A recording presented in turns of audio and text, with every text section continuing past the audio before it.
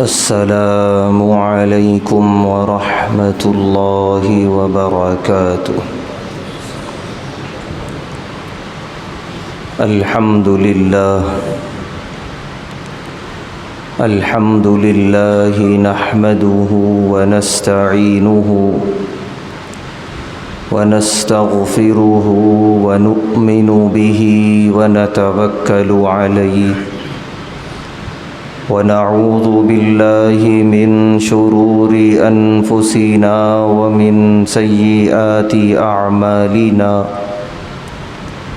من يهده اللہ فلا مضل له ومن يضلله فلا هادي له ونشهد أن لا إله إلا الله وحده لا شريك له ونشهد أن سيدنا ونبينا وحبيبنا ومولانا محمدا عبده ورسوله أما بعد قال الله تبارك وتعالى في القرآن الكريم أعوذ بالله من الشيطان الرجيم بسم الله الرحمن الرحيم وقال لهم نبيهم إن آية ملكه أن يأتيكم التابوت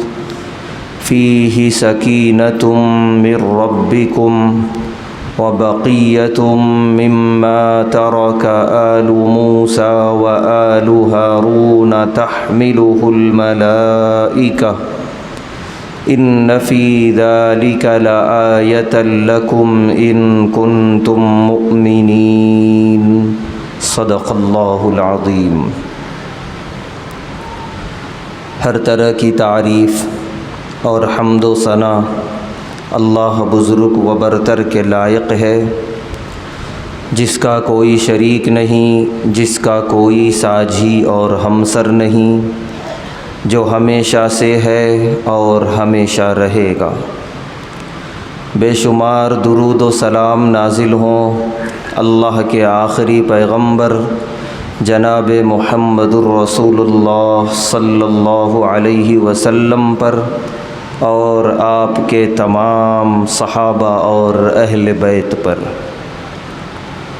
محترم حضرات، گزشتہ جمعہ گفتگو ہوئی یہودیوں کی تاریخ اور ان کے ماضی کے بارے میں کہ یہودیوں کی شروعات کہاں سے ہے، کس نبی کی نسل ہیں، اور انہوں نے اس دنیا میں کیسی زندگی گزاری اور کب کب کن مواقع پر اللہ تعالیٰ نے ان پر کیسے کیسے عذاب نازل کیے۔ آئیے آج ہم یہ جاننے کی کوشش کریں قرآن و حدیث کی روشنی میں کہ اس یہود قوم کا مستقبل کیا ہے، آگے یہ قوم کیا کرے گی، اور پھر بالآخر اس قوم کا خاتمہ کس طرح ہوگا۔ یہ ساری تفصیلات اللہ نے قرآن میں اور پیارے حبیب صلی اللہ علیہ وسلم نے احادیث میں بیان فرمائی۔ اس وقت یہ منتشر یہودی قوم جمع ہو کر اسرائیل کی زمین میں اپنی حکومت قائم کیے ہوئے ہیں، اور ہمیں یہ معلوم ہونا چاہیے کہ اس وقت اسرائیل یعنی یہودی کا دو چیزوں پر دعویٰ ہے کہ یہ دو چیزیں ہماری تھیں اور ہمیں چاہیے۔ سب سے پہلی چیز ہیکل سلیمانی اور دوسری چیز تابوت سکینہ۔ یہ وہ دو چیزیں ہیں کہ یہودیوں نے ان سے اپنی روح کا تعلق قائم کر رکھا ہے۔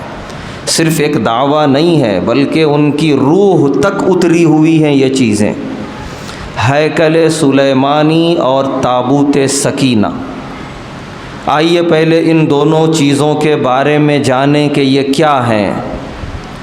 حضرت سلیمان علیہ السلام کے والد حضرت داؤد علیہ السلام انہوں نے اپنی بادشاہت اور نبوت کے زمانے میں مسجد اقصیٰ کی بڑی عظیم تعمیر کا آغاز کیا۔ ان کی بادشاہت سے پہلے مسجد اقصیٰ بہت چھوٹی بڑی محدود تھی۔ انہوں نے بڑی عظیم تعمیر کی سنگ بنیاد رکھی اور کچھ دنوں کے بعد انتقال ہو گیا۔ یہ ذمہ داری سنبھالی ان کے بیٹے حضرت سلیمان علیہ السلام نے۔ حضرت سلیمان علیہ السلام نے بڑی عظیم الشان تعمیر کرائی مسجد اقصیٰ کی، جس بنیاد پر آج بھی مسجد اقصیٰ قائم ہے۔ اور سورہ سبا پارے 22 میں اللہ نے فرمایا کہ اس عظیم کام کے لیے سلیمان علیہ السلام نے انسانوں کے ساتھ جنوں کو بھی لگا دیا تھا۔ جنوں نے بھی مسجد اقصیٰ کی تعمیر میں ایک بڑا حصہ لیا، اور ادھر تعمیر مکمل ہوئی، ادھر سلیمان علیہ السلام کا بھی انتقال ہو گیا۔ یہودیوں کا دعویٰ ہے کہ مسجد اقصیٰ کے علاوہ ایک الگ عمارت تھی، ہیکل سلیمانی، جسے بخت نصر نامی بادشاہ نے ڈھا دیا، گرا دیا، جس کا ذکر گزشتہ جمعہ آیا کہ اس نے بدترین حملہ کیا تھا فلسطین کی سرزمین پہ، اور بڑا قتل عام کیا تھا یہودیوں کا، اسرائیلیوں کا۔ تو یہودیوں کا دعویٰ ہے کہ مسجد اقصیٰ سے ہٹ کے یہ عمارت تھی، ہمیں وہ عمارت بنوانا ہے، ہمیں ہماری زمین حوالے کی جائے۔ جبکہ تاریخ میں مسجد اقصیٰ کی تعمیر کے علاوہ ان حدود میں کسی اور تعمیر کا کوئی ثبوت نہیں ملتا۔ حضرت داؤد علیہ السلام اور حضرت سلیمان علیہ السلام کی زبانی۔ اب ہم یہاں تھوڑا یہ بھی جان لیں کہ اتنا جی جان لگا کر یہ دعویٰ کر رہے ہیں ہمیں ہیکل سلیمانی چاہیے، ہمیں سرزمین کا وہ خطہ، وہ ٹکڑا چاہیے، تو جب سلیمان علیہ السلام تھے تو ان کا کیا رد عمل تھا؟ حضرت سلیمان علیہ السلام کی بادشاہت انسانوں پر بھی تھی، جنوں پر بھی تھی، جانوروں پر بھی تھی، پرندوں پر بھی تھی، اور اس کا سارا ذکر اللہ نے قرآن میں کیا کہ باقاعدہ پرندوں سے بات کرتے تھے سلیمان علیہ السلام۔ اور اتنا ہی نہیں، چیونٹی جس کی آواز آج تک کسی انسان نے نہیں سنی، وہ بھی سنتے تھے سلیمان علیہ السلام۔ اس نام سے پوری سورہ ہے، سورۃ النمل، نمل کے معنی چیونٹی، اور اس میں پورا وہی واقعہ اللہ نے بیان کیا جو چیونٹی کی باتیں سنی تھی سلیمان علیہ السلام نے۔ اتنی عظیم بادشاہت تھی سلیمان علیہ السلام کی۔ یہودیوں کا اس زمانے میں دعویٰ تھا سلیمان علیہ السلام جادوگر ہیں، نعوذ باللہ، اور اتنی بڑی حکومت انہوں نے اپنے جادو سے قائم کی ہے۔ یہ اتنا مضبوط دعویٰ تھا ان کا، یعنی اپنے عقیدے کے ساتھ دعویٰ کرتے تھے کہ اللہ نے سورہ بقرہ میں آیت اتاری، وَمَا كَفَرَ سُلَيْمَانُ وَلَكِنَّ الشَّيَاطِينَ كَفَرُوا يُعَلِّمُونَ النَّاسَ السِّحْرَ، کہ سلیمان علیہ السلام سے یہ گناہ سرزد نہیں ہوا، نہ وہ جادوگر تھے، نہ وہ سیکھتے تھے، نہ سکھاتے تھے۔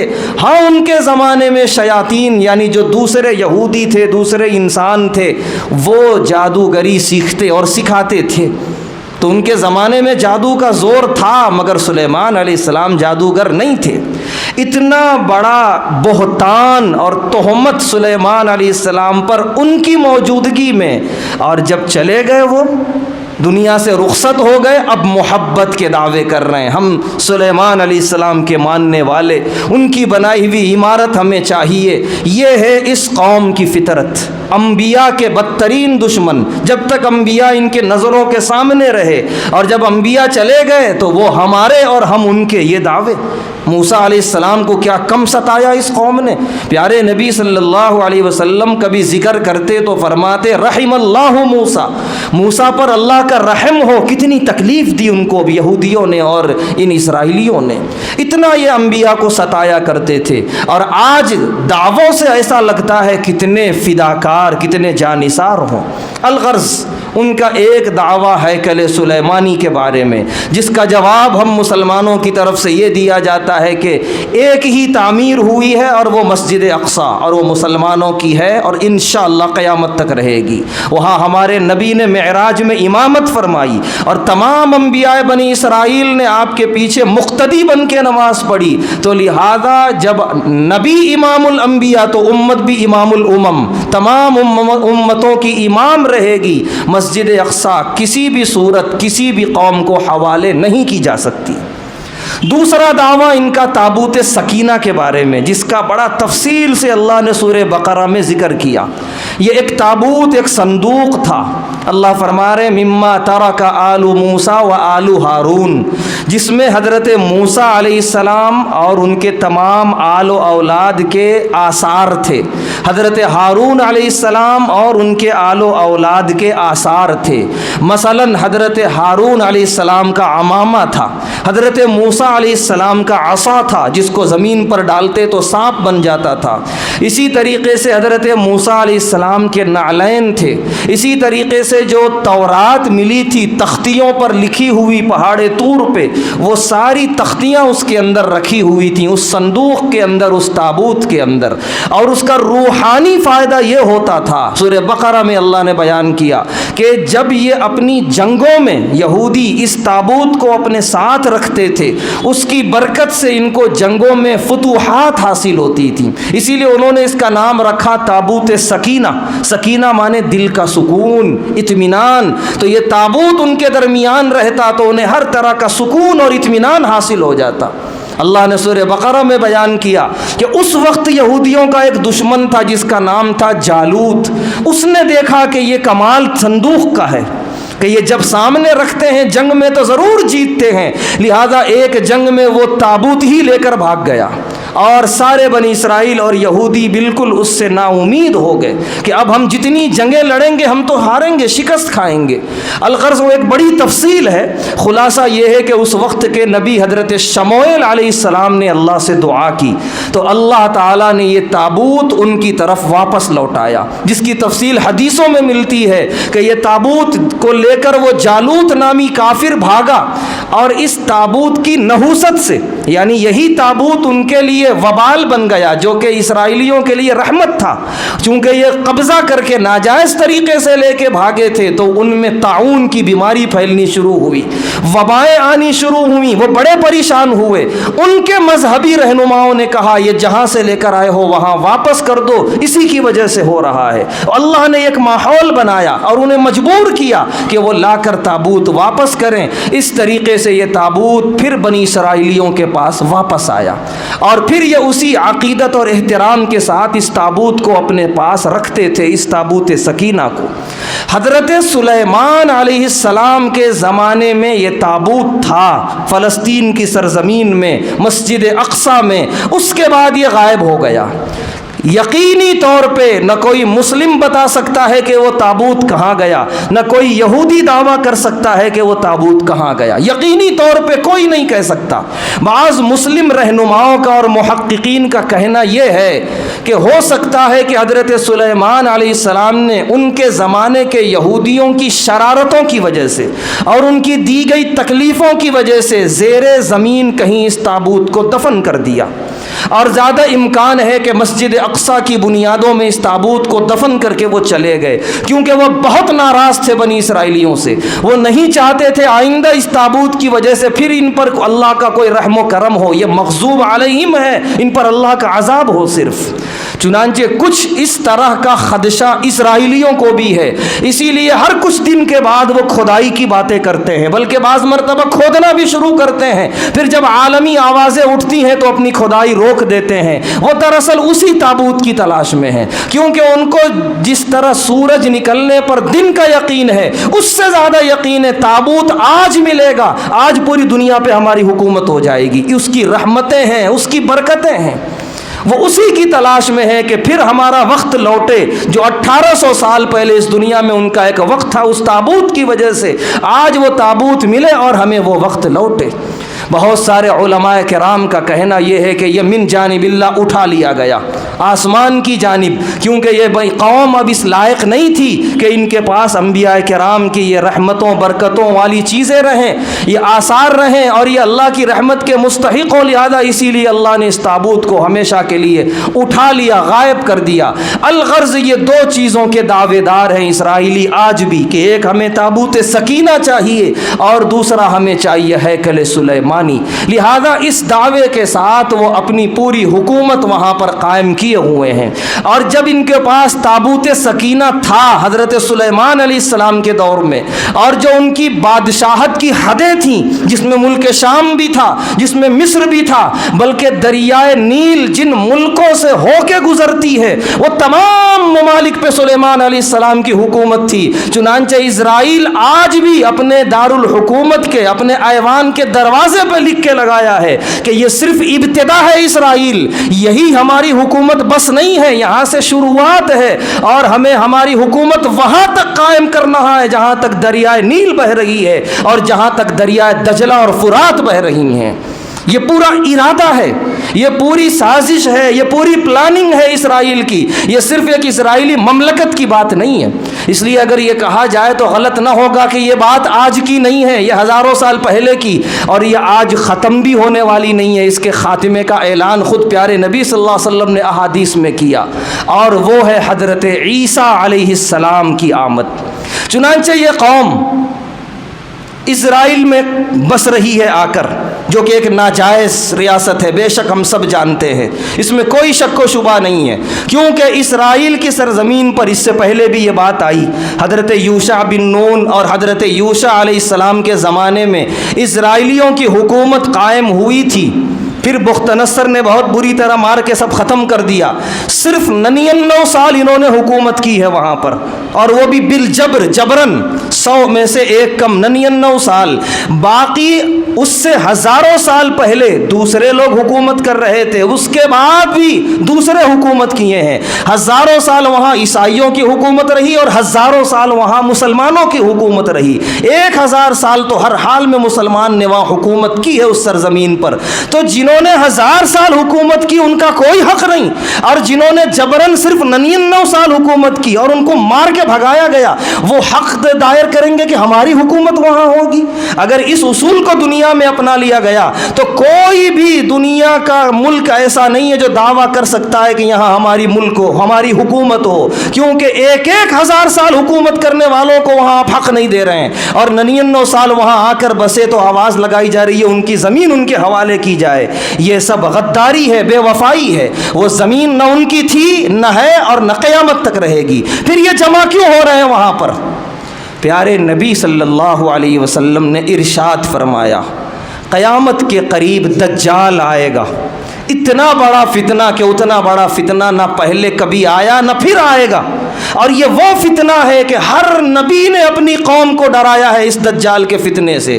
جس طرح ہمارے پاس قرآن و حدیث میں اس کا ذکر ملتا ہے، اسی طرح تورات میں بھی ہے، موسیٰ علیہ السلام کے اقوال میں بھی دجال کا ملتا ہے تذکرہ۔ دجال آئے گا اپنے پوری فتنے کے ساتھ اور پوری تباہیوں کے ساتھ، دجال اس دنیا میں آئے گا، اور آنے کے ساتھ ہی پیارے نبی صلی اللہ علیہ وسلم نے فرمایا، اصفہان کی سرزمین سے سب سے پہلے 70,000 یہودی دجال کے لشکر میں شامل ہوں گے۔ یہی اصل وجہ ہے، جب تک یہ نہیں ہوگا یہودی دنیا سے ختم ہونے والے نہیں ہیں۔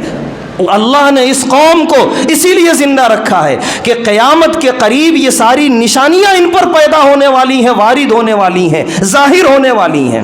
اصفہان کون سی سرزمین ہے؟ ہمیں جان کر تعجب ہوگا، ایران کا بڑا حصہ اصفہان میں آتا ہے۔ وہاں سے 70,000 یہودی جائیں گے دجال کے لشکر میں، اور کہتے ہیں یہ بات کہ اسرائیل کے بعد سب سے زیادہ یہودی ایران میں آباد ہیں۔ جب یہ بات سننے یا پڑھنے کو ملتی ہے تو دنیاوی اعتبار سے بڑا تعجب ہوتا ہے کہ آخر ایسا کیوں؟ وہ تو اسرائیل نواز بظاہر نظر نہیں آتے وہ لوگ، لیکن پیارے نبی صلی اللہ علیہ وسلم کی جب حدیث پڑھتے ہیں تو کوئی تعجب نہیں ہوتا۔ آپ نے ارشاد فرما دیا، اصفہان کی سرزمین تو بات ختم، ایران کی سرزمین سے 70,000 یہودی نکلیں گے دجال کے لشکر میں شامل ہونے کے لیے، اور آج ایک بڑی تعداد یہودیوں کی ایران میں آباد ہے، یعنی بالکل وقت قریب ہے، کوئی بہت دور کی بہت دیر کی بات نہیں رہی۔ اس کے بعد دجال کے آنے کے جتنے یہودی منتظر ہیں، ہمیں معلوم ہونا چاہیے، بعض ہمارے مسلم نوجوانوں کو تو پتہ بھی نہیں ہے دجال کیا ہے، اور ہم سے زیادہ منتظر ہیں یہودی، باقاعدہ کہتے ہیں کہ وہ اپنے بچوں کو بتا رہے ہیں، سکھا رہے ہیں کہ دجال نامی ایک شخص آئے گا، ان کے کہنے کے مطابق پوری دنیا پہ اس کی حکومت ہوگی قیامت تک۔ اور پیارے نبی صلی اللہ علیہ وسلم نے فرمایا صرف 40 دن دجال کی حکومت پوری دنیا میں ہوگی، 40 دن، پھر اس کے بعد عیسیٰ علیہ السلام اس کا خاتمہ کریں گے، لیکن وہ 40 دن بڑے آزمائشی ہوں گے، بڑے فتنے والے۔ پوری دنیا میں صرف لوگوں کے سامنے دو ہی راستہ رہے گا، یا تو دجال کو خدا مان کے اس کے لشکر میں داخل ہو جاؤ، یا انکار کرتے ہو تو مرنے کے لیے تیار ہو جاؤ، اور اتنے اختیارات اس کے ہاتھ میں رہیں گے۔ پیارے نبی صلی اللہ علیہ وسلم نے فرمایا اس کے ایک ہاتھ میں جنت اور ایک ہاتھ میں جہنم ہوگی، اور آپ نے فرمایا جسے وہ جنت کہے گا وہ جہنم ہوگی، کبھی مت جانا ادھر، اور جسے جہنم کہہ کے ڈرا رہا ہوگا وہ جنت ہوگی، شہید ہو جانا، چلے جانا، تم جنت میں داخل کر دیے جاؤ گے۔ یہ ساری روایتیں پیارے نبی صلی اللہ علیہ وسلم نے بیان فرما دی۔ ہم سے زیادہ یہودی منتظر ہیں، وہ اپنا پرانا اپنا زمانہ وہ دیکھنا چاہتے ہیں پھر سے، اور وہ ہیکل سلیمانی کب ملے گا، اور وہ تابوت سکینے پر وہ کب قادر ہوں گے، انہیں یقین نہیں، لیکن یقین تو اس بات پر پورا ہے کہ دجال تو بہرحال آنے والا ہے، اس کے ذریعے ہم پوری دنیا پہ حکومت کریں گے۔ ایک پیارے نبی صلی اللہ علیہ وسلم نے یہ پیشن گوئی فرمائی کہ اصفہان سے 70,000 یہودی اس کے ساتھ ہوں گے۔ دوسری پیشن گوئی جو ارشاد فرمائی پیارے نبی صلی اللہ علیہ وسلم نے کہ دجال کو حضرت عیسیٰ علیہ السلام مقام لد پہ قتل کریں گے۔ مقام لد یہ اس وقت اسرائیل کی سرزمین پہ واقع ہے۔ جب پیارے نبی صلی اللہ علیہ وسلم نے یہ جملہ ارشاد فرمایا، آج سے 1400 سال پہلے نہ اسرائیلی حکومت تھی، نہ وہاں یہودی آباد تھے، نہ کچھ، لیکن 1400 سال پہلے آپ نے صاف فرما دیا کہ یہ ہونے والا ہے۔ آج اگر ہم دیکھیں تو ہمیں کوئی تعجب نہیں ہوتا، اسی مقام لد کی طرف پوری دنیا سے یہودی کھینچے چلے جا رہے ہیں، وہیں جا کر آباد ہو رہے ہیں، وہیں اپنی حکومت قائم کر رہے ہیں، اور اسی مقام پہ اسرائیل کی سرزمین پہ دجال مارا جائے گا، کیونکہ جب وہ حکومت کرے گا پوری دنیا پہ، وہ مکہ میں داخل ہونا چاہے گا، نہیں داخل ہو سکے گا، وہ مدینہ طیبہ میں داخل ہونا چاہے گا، نہیں ہو سکے گا، آخر میں وہ چلا جائے گا فلسطین کی سرزمین، وہاں سے وہ دعویٰ کرے گا پوری دنیا پہ حکومت کا، وہاں حضرت عیسیٰ علیہ السلام پہنچیں گے اس کا پیچھا کرتے ہوئے۔ اسرائیل پہنچنے سے پہلے دجال کہیں سامنا نہیں کرے گا عیسیٰ علیہ السلام کا، حالانکہ ہر جگہ اس کے متلاشی ہوں گے۔ حضرت عیسیٰ علیہ السلام اپنا لشکر لے کر بالآخر اسرائیل کی سرزمین یعنی فلسطین کی سرزمین پہ پہنچیں گے۔ پیارے نبی صلی اللہ علیہ وسلم نے فرمایا کہ حضرت عیسیٰ علیہ السلام کو دیکھتے ہی دجال نمک کی طرح پگھلنے لگے گا، ایک دم اس کا سارا روب، اس کا سارا دبدبہ ختم ہونے لگے گا، اور حضرت عیسیٰ علیہ السلام مقام میں لد پر اس کی گردن کاٹیں گے، اس کا خاتمہ کریں گے، اور پیارے نبی صلی اللہ علیہ وسلم نے فرمایا وہیں ایک کنواں ہوگا، اس کی لاش اس کنویں میں پھینک دی جائے گی۔ اسی مقام لد پر آج ایک کنواں ہے، آج اسرائیلیوں نے اس کنویں کو بند کرنے کی 1000 کوشش کی لیکن ناکام رہے، بالکل سڑک اور روڈ کے کنارے ہے، اسے بند کر کے اس کو احتیاطاً سڑک میں لینے کا پورا ارادہ، لیکن آج تک نہیں لے سکے۔ اسی لیے علماء کہتے ہیں ہو نہ ہو حدیث میں جس کنویں کا ذکر ہے یہ وہی ہے کہ اس کو اللہ نے تیار کر رکھا ہے دجال کی لاش کے لیے، اس میں کتنی بھی مٹی ڈالی جائے وہ غائب ہوگی، وہ کنواں بند ہونے والا نہیں ہے۔ یہ ساری تفصیل پیارے نبی صلی اللہ علیہ وسلم نے احادیث میں بیان فرمائی۔ دجال کے بعد ایک ایک یہودی کو قتل کریں گے عیسیٰ علیہ السلام، ایک ایک یہودی کو، ایک بھی نہیں بچے گا، وہی آخری وقت ہوگا یہودیوں کا، اور اتنی ذلت و رسوائی کا دن ہوگا۔ پیارے نبی صلی اللہ علیہ وسلم نے فرمایا یہودی اپنی جان بچانے کے لیے کسی پتھر کے پیچھے چھپیں گے تو وہ پتھر آواز دے گا، اے عیسیٰ علیہ السلام میرے پیچھے یہودی چھپا ہے، آئیے اسے ماریے۔ وہ کسی دیوار کے پیچھے چھپیں گے، دیوار کے پیچھے سے آواز آئے گی، کسی درخت کے پیچھے چھپیں گے، درخت کے پیچھے سے آواز آئے گی، الا غرقت، پیارے نبی صلی اللہ علیہ وسلم نے فرمایا صرف ایک درخت ہوگا جو نہیں بتائے گا کہ میرے پیچھے یہودی چھپا ہے، اس کا نام ہے غرقد۔ اور آج اسرائیل کی سرزمین پہ حکومت کی طرف سے یہ درخت بھر کے لگائے جا رہے ہیں، ہر گھر کے سامنے، ہر روڈ کے کنارے، بلکہ اس درخت کے بڑے بڑے باغات بھی لگائے گئے ہیں غرقد کے، کیونکہ یہ یہودیوں کا وفادار درخت ہوگا۔ اتنا وہ پڑھتے ہیں ہمارے نبی کی حدیثوں کو، اتنا وہ اسلام کا مطالعہ کرتے ہیں، اور پورے یقین کے ساتھ کہ اس میں جو ہے وہ ہونے والا ہے، اس لیے وہ وقت آنے سے پہلے تیاری کر رہے ہیں، اور درخت غرقد سے پوری اسرائیل کی سرزمین کو وہ بھر رہے ہیں۔ تو اس طریقے سے حضرت عیسیٰ علیہ السلام کے ذریعے اللہ اس قوم کا خاتمہ کریں گے۔ اسی لیے علماء نے لکھا یہ قوم اتنی بدتر ہے، اتنی اللہ کے نزدیک قابل نفرت ہے کہ اللہ نے اس قوم کے خاتمے کے لیے ایک نبی کو روک کے رکھا ہے، اور وہ ہیں حضرت عیسیٰ علیہ السلام۔ اور وہ اس لیے کہ یہی یہودی تھے جو عیسیٰ علیہ السلام کو صلیب پر لٹکانے کے لیے لے گئے، اللہ کا کرم ہوا ان کو آسمان کی طرف اٹھا لیا گیا، لیکن وہ اتنا بڑا جرم اللہ نے فرمایا میں انہی کے ہاتھوں انتقام دلواؤں گا۔ لہذا قیامت کے قریب وہی عیسیٰ علیہ السلام جامع مسجد دمشق کے مینار پہ اتریں گے دو فرشتوں کے سہارے، اور اترتے ہی پوری دنیا میں یہودیوں کے خلاف اعلان جہاد کریں گے، اور ایک ایک کر کے دجال کے ساتھ سارے یہودیوں کا خاتمہ ہوگا۔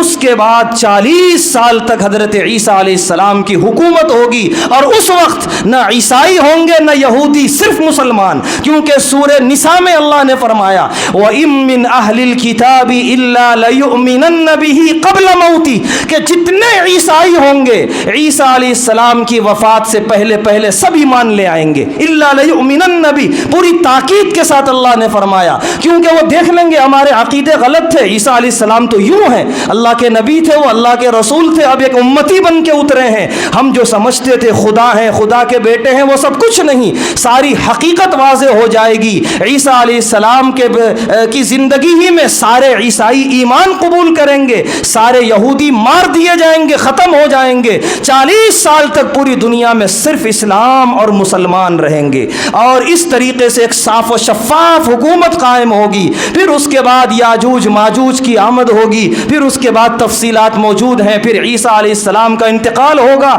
اس کے بعد قیامت برپا ہوگی۔ تو یہ سب کچھ ہونے والا ہے۔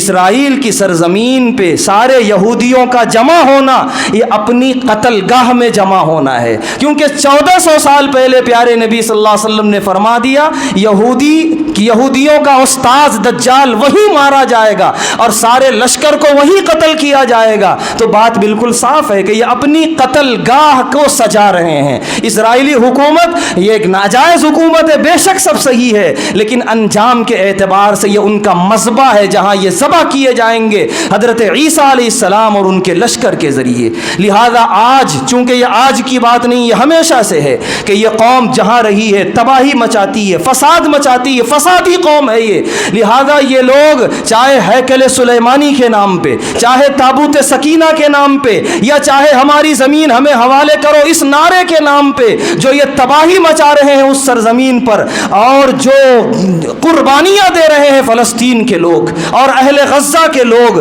بے شک بغیر کسی شک و شبہ کے پوری یقین سے یہ بات یہاں کھڑے ہو کے کہی جا سکتی ہے، یہ سب کے سب جنتی ہیں۔ جتنے لوگ شہید ہو رہے ہیں الحمدللہ سب جنتی ہیں، کیونکہ یہ وہ کام کر رہے ہیں جو کل عیسیٰ علیہ السلام آ کے کرنے والے ہیں۔ ان یہودیوں کے خلاف اعلان جنگ، نہ چاپلوسی ہے، نہ گھٹنے ٹیکنا ہے، نہ سودا کرنا ہے قبلہ اول کا، بلکہ ان سب کی حفاظت کے ساتھ ہمارے لیے جو بھی قربانی ہو سکتی ہے ہم دینے کے لیے تیار۔ اور کیا قربانیاں دے رہے ہیں وہ اس وقت، یعنی ایسی مثال پوری دنیا میں نہیں تلاش کی جا سکتی۔ دنیا کی کوئی قوم عزم و حوصلے کا وہ پہاڑ نہیں بتا سکتی جو اس وقت غزہ والے بتا رہے ہیں۔ بڑے تو چھوڑو، چھوٹے چھوٹے معصوم کیسی کیسی خبریں اور کیسے کیسے ویڈیوز، ایک 8 سالہ بچہ اور ایک 10 سالہ، دونوں سگے بھائی ہیں، دونوں زخمی ہیں، ایک کا انتقال ہو رہا ہے تو دوسرا کلمہ پڑھا رہا ہے، میرے بھائی کلمہ پڑھو اب تم جنت میں جانے والے ہو۔ یہ ہے دنیا میں کہیں یہ حوصلہ ہے؟ کوئی بڑوں کی ہمتیں ہار جاتی ہیں، حوصلے ہار جاتے ہیں جب بڑے دنیا سے جاتے ہیں۔ تو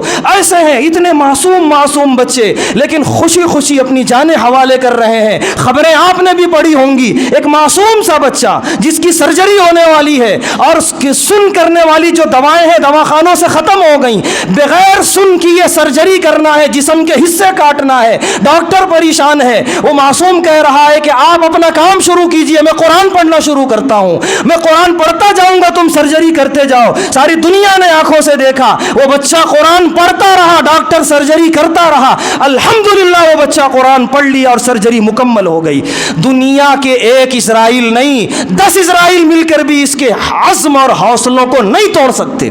یہی وجہ ہے ہر روز آگ برس رہی ہے ظالموں کی ان معصوموں پر, ان مظلوموں پر, لیکن غزہ سے ایک قدم پیچھے ہٹنے تیار نہیں ہے. اور سرحد کے اس پار شہر ہے عسقلان, ایک اسرائیلی نہیں ہے اس شہر میں, سناٹا ہے, صرف اسرائیلی فوج گشت کر رہی ہے. وہ ہے موت کا خوف اور یہ ہے شہادت کا شوق. اسی لیے اللہ نے فرمایا ایسے موقع کے لیے وَتَرْجُونَ مِنَ اللَّهِ مَا لَا يَرْجُونَ, کہ گھبراؤ مت, ڈرو مت, تم کو وہ ملنے والا ہے اللہ کی طرف سے جس کی وہ امید بھی نہیں کر سکتے. وہ سیدھے جہنم میں اور تم سیدھے جنت کی طرف جانے والے ہو. بہت حد تک اس مرتبہ دشمن کو نقصان پہنچا ہے. وہ تو بوکھلاہٹ میں صرف معصوموں کو مار رہا ہے, اور جتنے خاموش ہیں ان معصوموں کی شہادت پر, اللہ کی ذات پر یقین ہے یہ سب دجال کے ساتھ جہنم میں ڈھکیلے جائیں گے. چاہے وہ کوئی بھی حکمراں ہو, جتنے خاموشی اختیار کیے ہوئے ہیں وہ سب دجال کے ساتھ جائیں گے. اور انشاءاللہ یہ معصومین کل میدان آخرت میں حضرت عیسیٰ علیہ السلام کے ساتھ اٹھیں گے. لہذا ضرورت اس بات کی ہے کہ ہم دعائیں کریں ان کے لیے خوب. اسرائیل کا جو سرویلائنس سسٹم تھا, اپنا خود حفاظتی انتظام جس پر اسے بڑا فخر تھا, ہمیں معلوم ہونا چاہیے وہ تباہ ہو چکا ہے. اسی لیے وہ بوکھلایا ہوا ہے. بوکھلاہٹ کے عالم میں وہ بس معصوموں پہ آگ برسا رہا ہے, انہیں مار رہا ہے جن معصوموں کو سیدھے بس جنت میں داخل ہونا ہے اور دنیا میں ان کا کوئی قصور نہیں ہے. لیکن اتنا ضرور ہے کہ دنیا میں جو دعائیں مانگی جا رہی ہیں الحمدللہ وہ دعائیں رائگاں نہیں ہو رہی ہیں. اس پار بھی اچھا خاصا نقصان ہے. ان کا کبر ٹوٹا ہے, ان کا تکبر ٹوٹا ہے, ان کی طاقتوں کو ہلا کے رکھ دیا ہلانے والوں نے. الحمدللہ ہماری دعا ہے کہ اللہ تعالیٰ انہیں اور تباہ کرے, دنیا میں اور برباد کرے, اور ان معصوموں کے ساتھ اپنے خصوصی فضل کا, کرم کا معاملہ کرے, ان کے عزم اور ان کے حوصلوں کو اور مضبوط کرے, اور دنیا اور آخرت میں انہیں مکمل کامیاب کرے. وآخر دعوانا ان الحمدللہ رب العالمین.